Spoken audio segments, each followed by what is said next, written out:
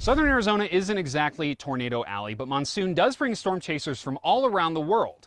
I spoke with a few locals who do go to the Midwest unless they're looking for lightning, and then they stay right here at home.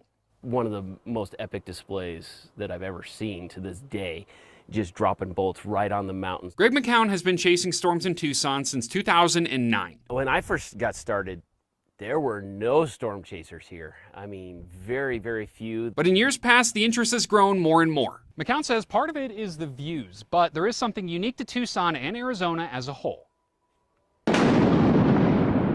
One of the reasons Arizona is so good for photogenic lightning is because we have high cloud bases. Our cloud bases are way up there, making lightning bolts look that much better on camera. But with how random monsoon can be, McCown says sometimes he just gets lucky. Storms have a habit of popping up and dying all within 5 minutes. Generally speaking, when we start forecasting, we're thinking, okay, we got a 50, 100-mile radius of an area that we're just kind of hoping to be in that general area when something happens. Lori Grace Bailey chases storms, but she has a unique relationship with lightning. This giant bolt of lightning just lit up.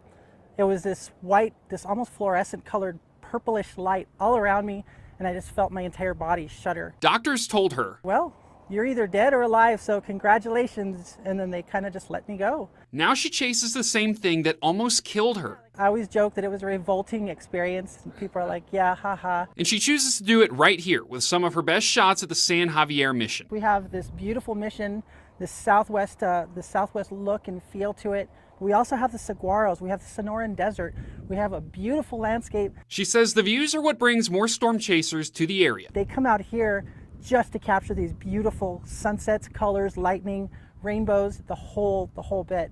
And they just fall in love with the desert Southwest as well. And while Grace Bailey uses quite the setup, she says it doesn't take much to get started. Anybody can be a storm chaser. You can storm chase from your backyard. You can use your iPhone, your cell phones, or whatever it is that you have.